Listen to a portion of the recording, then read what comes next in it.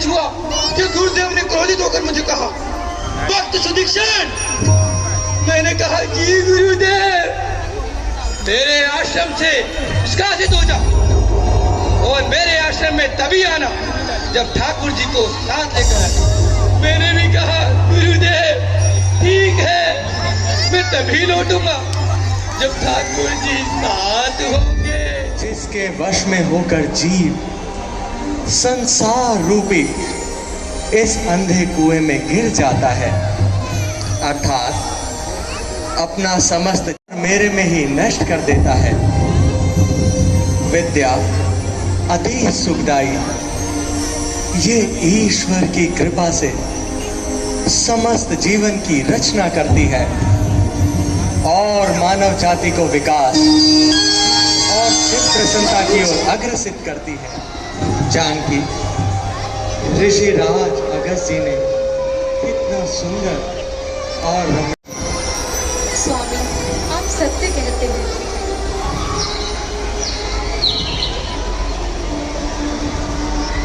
जानकी, ये सुंदर पुष्प देखो, बेला, गुलाब, जूही, केवड़ा, कमल फूले, चंपा, चमेली, कुंद, केसर, महाताव है, कोकिल, चकोर, मोर, चातक, अरु, हंस, मोर। देखिए, मैंने आपके लिए कुटिया का निर्माण किया है और उसके साथ साथ में रसोई घर भी बनाया है। और यह स्थान देखिए भैया,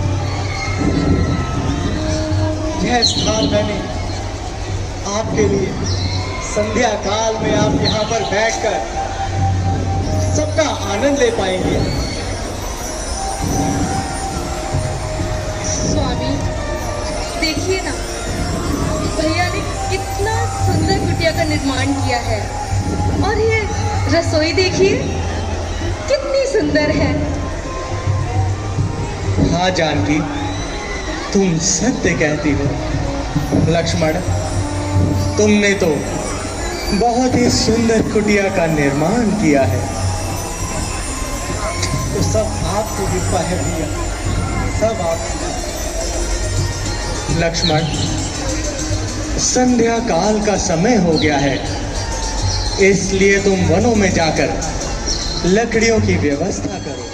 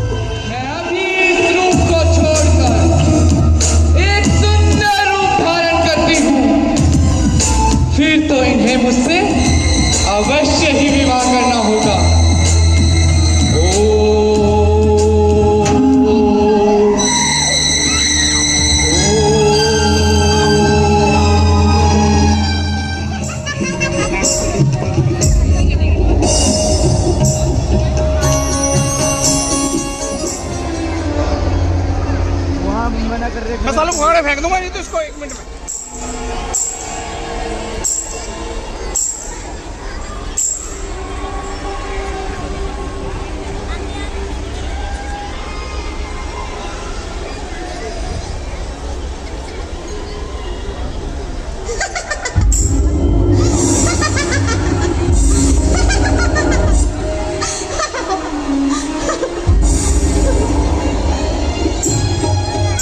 कौन?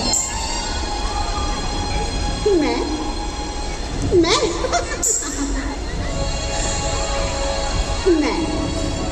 दिग्विजय, लंकापति रावण, रावण की बहन, स्वप्न हूँ। हे देवी, आपका इस प्रकार इस बेहद वन में भटकने का क्या कारण है? हे राजकुमार, मैं इस वन में अपने लिए वर की खोज कर रही हूँ। वर की खोज? परंतु हे देवी, वर की खोज का कार्य तो पिता और भाई का होता है। छोड़ो ये बातें राजकुमार, तुमने मेरा परिचय तो ले लिया, परंतु अपना परिचय और पिता की आज्ञा को मानकर 14 वर्षों के लिए वनों में आए हैं।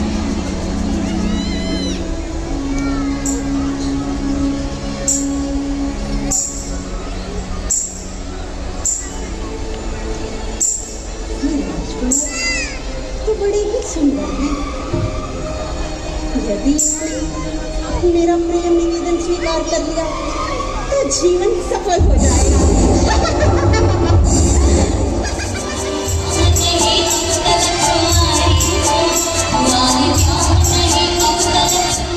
इच्छा पूरी कर सकते कभी नहीं। हम आर्य पुरुष है, आर्य धर्म खंडित कर सकते कभी नहीं। इसलिए हे देवी, तुम अपने विवाह का प्रस्ताव मेरे छोटे भाई लक्ष्मण के सम्मुख प्रस्तुत करो।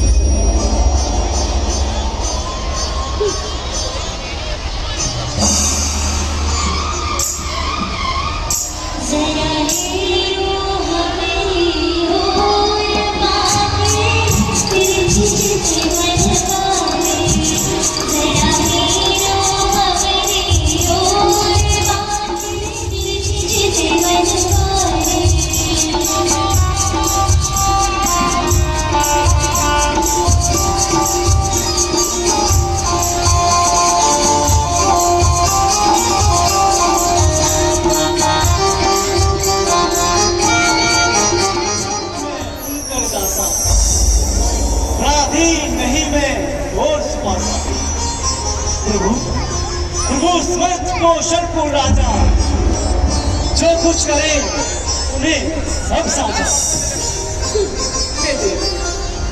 मैं तो सेवक हूँ और उनकी आज्ञा के बिना सांस लेना भी पाप समझता हूँ। वे कौशलपुर के राजा हैं, वे सब प्रकार से समर्थ हैं।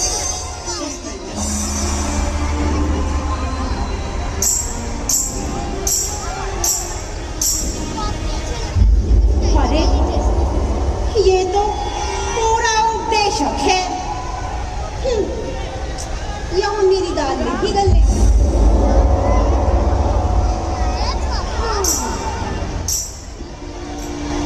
हे राजकुमार, वो तो बड़ा हठी है, आप ही मुझसे विवाह कर लीजिए ना। हे देवी, हम कह तो चुके हैं, हम तुम्हारे विवाह का प्रस्ताव स्वीकार नहीं कर सकते। इसलिए तुम पुनः मेरे छोटे भाई लक्ष्मण के सम्मुख जाओ।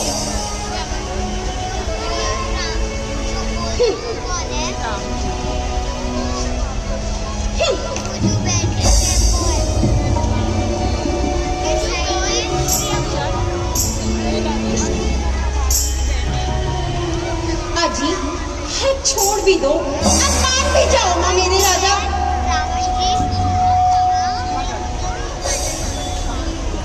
अब मान भी जाओ ना मेरे राजा। अब मान भी जाओ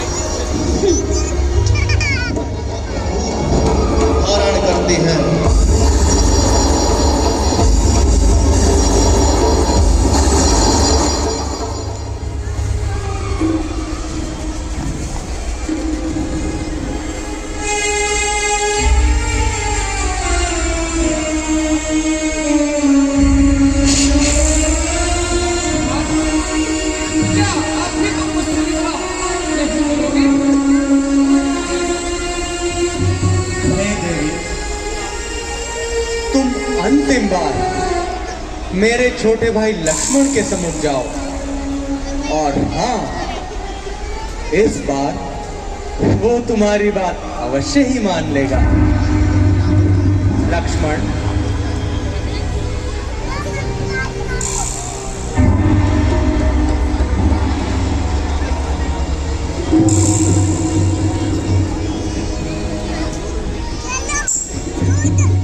सुंदरी, राजकुमार, क्या कहा तुमने? एक बार पुनः कहो। सुंदरी, सुंदरी? मैं? नहीं राजकुमार, नहीं राजकुमार। एक बार पुनः कहो, एक बार पुनः कहो। सुंदरी, सुंदरी?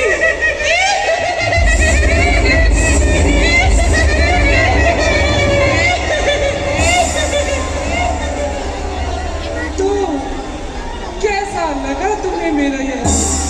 तुम्हारा यह रूप बहुत ही सुंदर है। बहुत ही सुंदर है। और कहो ना राजकुमार। तुम्हारे ये नेत्र मेरे ये नेत्र जैसे मृग नैनी के नेत्र हो। जैसे मृग नैनी।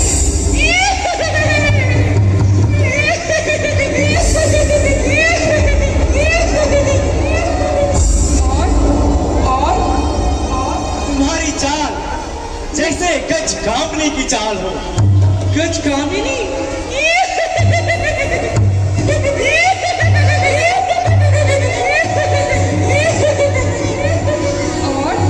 और कहो ना राजकुमार। तुम्हारे बाल मेरे मानो बाल काली घटा छा रही हो। काली घटाएं।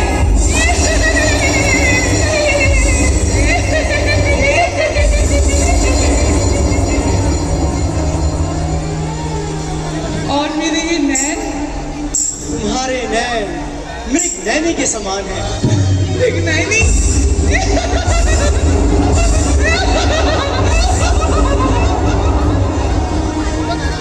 तो अब तो तुम मुझसे विवाह करोगे ना राजकुमार? सुंदरी, क्या कभी तुमने सोने की चिड़िया देखी है? भला मैं सोने की चिड़िया का क्या करूंगी? मेरे भाई के तो सोने के भंडार हैं। तो भला सोने की चिड़िया को मैं क्या करूंगी राजकुमार? अब तुम ये बातें छोड़ो और मुझसे विवाह कर लो ना। पहले यह तो बताओ, क्या कभी तुमने आसमान में उड़ती हुई सोने की चिड़िया को देखा है? उड़ती हुई सोने की चिड़िया? हाँ, नहीं राजकुमार, मैंने बहुत सोना देखा है, किंतु उड़ती हुई सोने की चिड़िया नहीं देखी। क्या तुम मुझे दिखाओगे? अवश्य। आओ, कहाँ? मैं तुम्हें दिखाता हूँ। कहाँ राजकुमार? वह देखो, कहाँ?